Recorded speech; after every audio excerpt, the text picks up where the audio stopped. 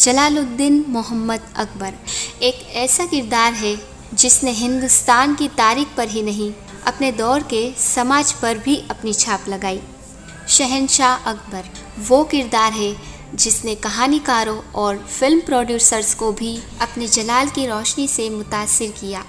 अकबर को कई फनकारों ने हिंदी सिनेमा के पर्दे पर उतारा, लेकिन इस कतार की शायद सबसे यादगार और सबसे शानदार फिल्म है मुगले आज़म। गांधी के प्रोड्यूसर डायरेक्टर रिचर्ड अटिम्बरोड के बारे में कहा जाता है कि उन्होंने फिल्म गांधी की स्क्रिप्ट को 19 बरस तक अपने सीने से लगाए रखा और उसके नुख पलक सजाने संवारने में लगे रहे।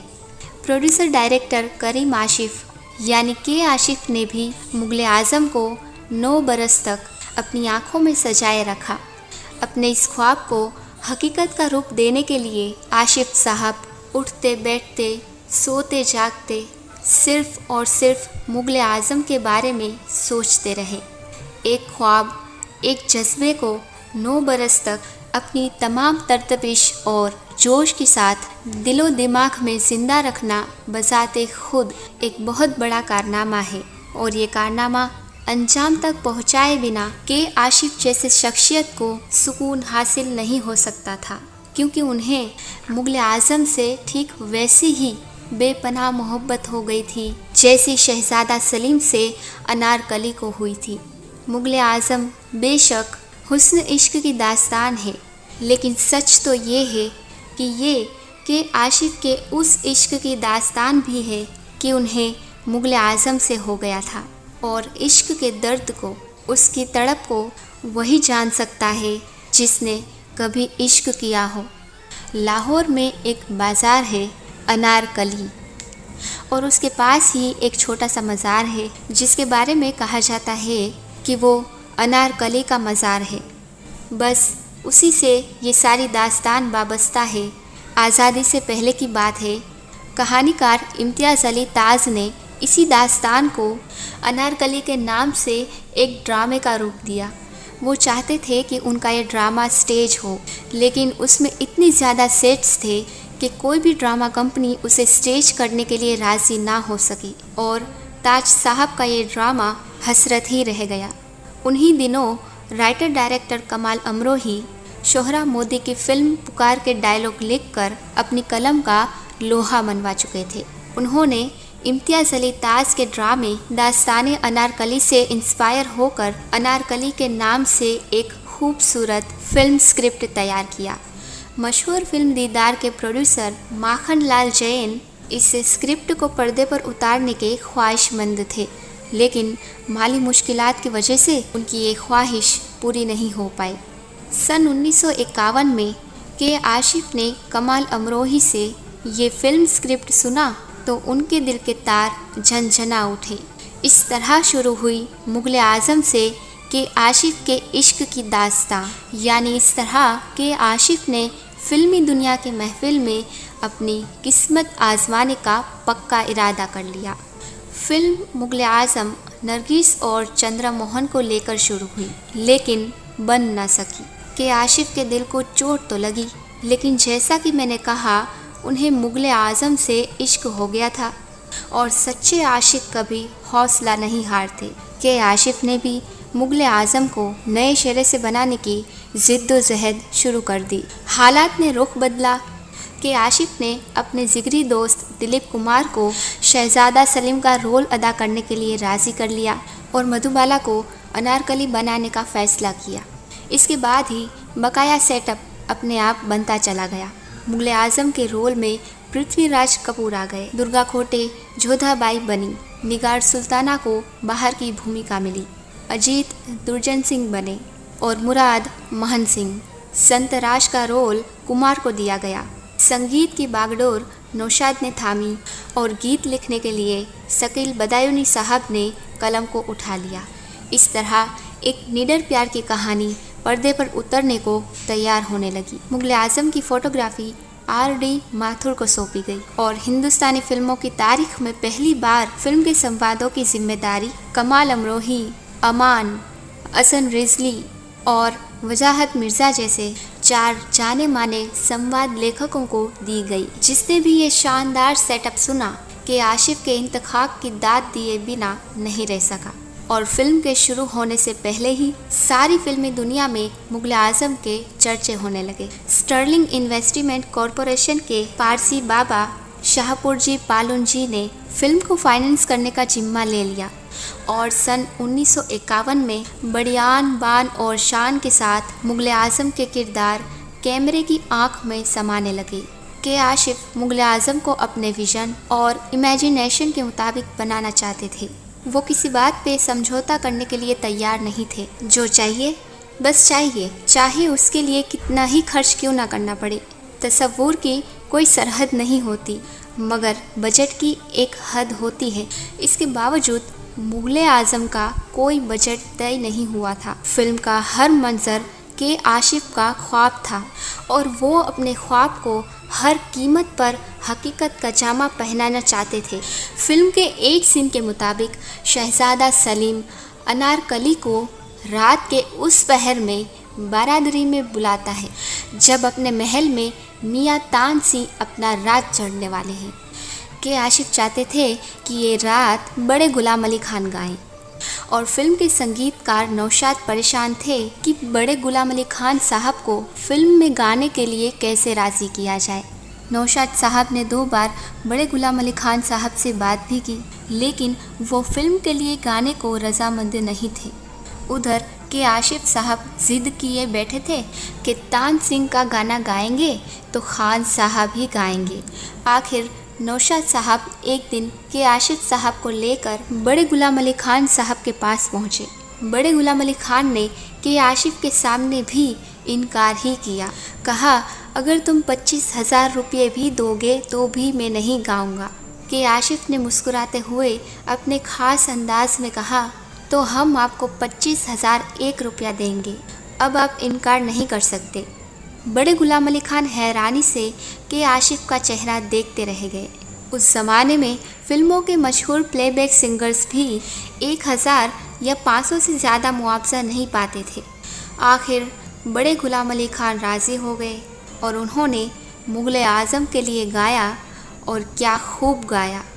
जो फिल्म मुग़ल आज़म सेल्यूलाइट पर उतर रही थी, फिल्म के फाइनेंसर शाहपुर जी पालुन जी के आशिफ के शाहाना खर्चों से खासे परेशान हो रहे थे। फिल्म के सेट्स के शाही डेकोरेशन और बेस्ट कीमती कॉस्ट्यूम्स पर रुपया पानी की तरह बहाया जा रहा था।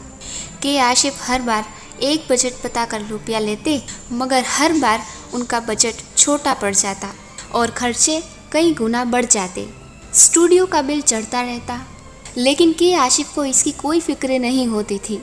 वो तो बस हर सीन को लास्ट वर्ड बनाने में मुद्देला थे और मुग़ल आज़म अपने अंदाज में बनती रही।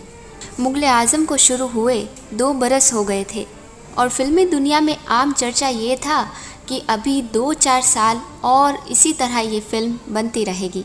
इसी मौके का फ़ायदा उठाते हुए फिल्मी सत्ता ने डायरेक्टर रमेश दहगल से इम्तियाज़ अली ताज के ड्रामे पर फिल्म स्क्रिप्ट तैयार करवाया और बिना राय प्रदीप कुमार और मुबारक को लेकर सन 1953 में फिल्म अनारकली बनाकर रिलीज़ भी कर दी। फिल्म अनारकली बेहद कामयाब रही, उसका संगीत भी बेहद मकबूल हुआ। फिल्म अनारकली के गाने गली गली में सुनाई देने लगे। अनारकली के बेपनाह कामयाब होने से मुग़ल आज़म के फाइनेंसर शाहपुर जी पालुन जी और यूनिट के दूसरे लोग खासी अपसेट हो गए, मगर के आशिफ ने फिल्म अनारकली देखी तो मुस्कुरा दिए कि मुग़ल आज़म है, उसका अनारकली से कोई मुकाबला नहीं। और मुग़ल आज़म के रिलीज़ के बाद के आशिफ का ये कॉल पूरी तरह सच साबित हुआ भी। वाकई मुग़ल आज़म और अनारकली में कोई मुकाबला नहीं था। मुग़ल आज़म अपनी रफ्तार से बनती रही। शाहपुर जी और के आशिफ ने बजट पर टकरारें होती रहीं। उस ज़माने में 12 या 15 लाख में इस फिल्म को बन जाना चाहिए था और के आशिफ ने यही बजट लिया भी था।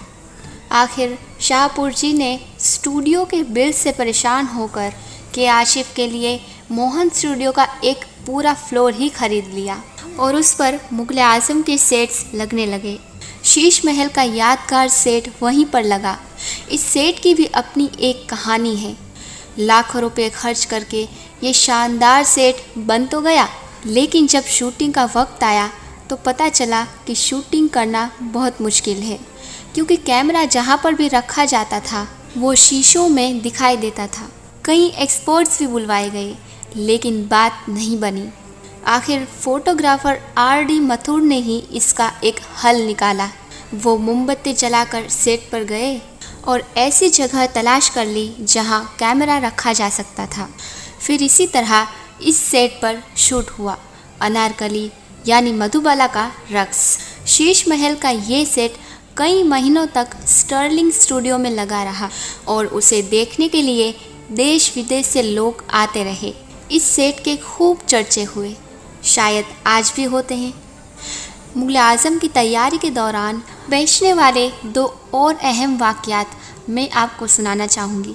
जब फिल्म अपने आखिरी मोड़ पर थी तो फिल्म पर होने वाले शाहाना खर्च को लेकर फिर एक बार शाहपुर जी और के आशिफ में ठन गई। बात यहाँ तक बिगड़ी कि शाहपुर जी ने फैसला कर लिया कि के आशिफ को फिल्म से हटा दिया जाए और शोहराज बोदी से फिल्म पूरी करवा ली जाए। शायद ऐसा हो भी जाता, मगर दिलीप कुमार अपने जिगरी दोस्त की मदद को आ गए। दिलीप कुमार ने शाहपुर जी को समझाया कि मुग़ल आज़म के आशिफ का ख्वाब है, उन आँखों से ये ख्वाब कभी न छीने। के आशिफ फ़कीर लुमा आदमी है, उसके पास है क्या, अपनी कार तक नहीं है, टैक्सी में घूमता है और बस सिगरेट फूंकता है। आप फिल्म के आशिफ से ही पूरी करवाइए। फिल्म करीब करीब पूरी है, सिर्फ राजस्थान में जंग की शूटिंग करनी है। के आशिफ उसके लिए 7-8 लाख रुपए मांग रहे हैं। आप यूँ कीजिए कि आधी रकम आप अपने पास से दे दीजिए और आधी मेरे रेनोमिनेशन से अदा कर दीजिए। ये बात शाहपुर जी के दिल को लग गई। उन्होंने के आशिफ को राजस्थान में लड़ाई की शूटिंग के लिए रुपए दे दिए। इसी तरह मुग़ल आज़म पूरी हुई और उसके रिलीज़ की तैयारियां होने लगी, लेकिन के आशिफ बेचैन थे। वे क्लाइमेक्स को लेकर मुतमईन नहीं थे। फिल्म का टाइटल था मुग़ल आज़म। ये हिंदुस्तान के शहंशाह अकबर की कहानी थी और शहंशाह अकबर कनीज़ अनारकली को दीवार में ज़िंदा चुनवाकर विलन जान पड़ता था। के आशिफ की बेचैनी यही थी। फिल्म के रिलीज़ पोस्टपोन कर दी गई और 3 महीने के बहस मुबाहिस के बाद क्लाइमेक्स में ये सीन जोड़ा गया। इस सीन के साथ ही मुग़ल आज़म यानी शहंशाह अकबर यानी पृथ्वीराज कपूर विलन से हीरो बन गए और फिल्म की रिलीज़ फिक्स कर दी गई। के आशिफ ने इस आन बान और शान के साथ करीब 1.25 करोड़ रुपये की लागत से मुग़ल आज़म बनाई थी। उसी शान और शौकत के साथ उसे 5 अप्रैल सन 1960 को आवाम के सामने पेश किया गया। देखने वाले वो मंजर शायद कभी नहीं भूल सकते, जब बम्बई के एक सिनेमा घर को मुग़ल आज़म के कटआउट्स और शीश महल के सेट से सजाया गया था और एक सजे हुए शानदार हाथी पर मुग़ल आज़म का प्रिंट सिनेमा घर तक पहुंचाया गया था। मुग़ल आज़म पहले हीरो के साथ सुपर डुपर हिट हो गई और आज भी वो जहाँ कहीं भी दिखाई जाती है हाउसफुल के साथ दिखाई जाती है। मुग़ल आज़म के रिलीज़ के साथ ही उसके गीत तो गीत, उसके संवाद भी हिंदुस्तान की गलियों में गूंजने लगे। संवादों की ये शोहरत देखकर हिंदुस्तानी फिल्मों की तारीख में पहली बार रिकॉर्ड कंपनी ने फिल्म का पूरा साउंड ट्रैक 3LP रिकॉर्ड्स के जैकेट में अवाम के सामने पेश किया और ये जैकेट्स लाखों की तादाद में बिकी। शाहपुर जी ने फिल्म और फिल्म के म्यूज़िक से 3.5 करोड़ रुपये कमाए और के आशिफ से उनके सारे गिले शिकवे दूर हो गए। मुग़ल आज़म से के आशिफ का इश्क जुनून की हद तक था। वो कहानी में इस कदर डूब गए थे कि कहानी की हर किरदार की लफ्ज़ वो पहचानते थे। वो उनकी नज़रों के इशारे और उनके दिलों की धड़कन को महसूस करने लगे थे।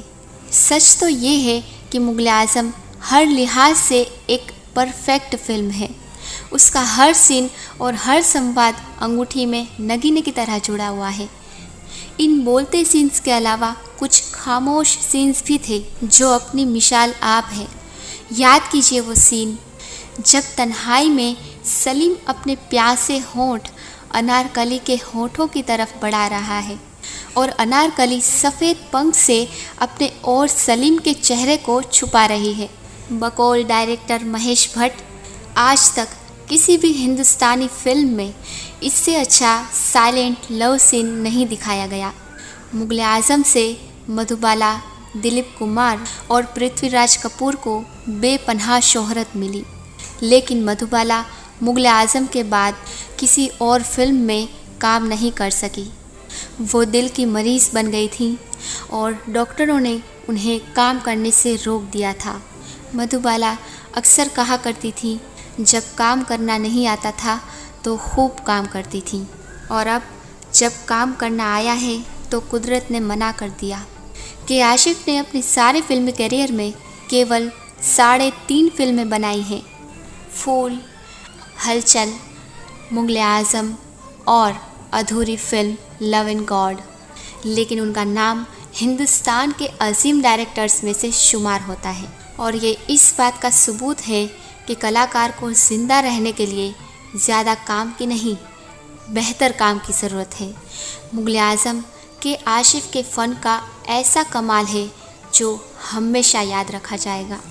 आने वाले कलाकार उसे हमेशा इंस्पिरेशंस हासिल करते रहें। वही जिंदगी, वही मरहले, वही कारवां, वही रास्ते। वही जिंदगी, वही मरहले, वही कारवां, वही रास्ते, मगर अपने अपने मकाम पर कभी तुम नहीं, कभी हम नहीं।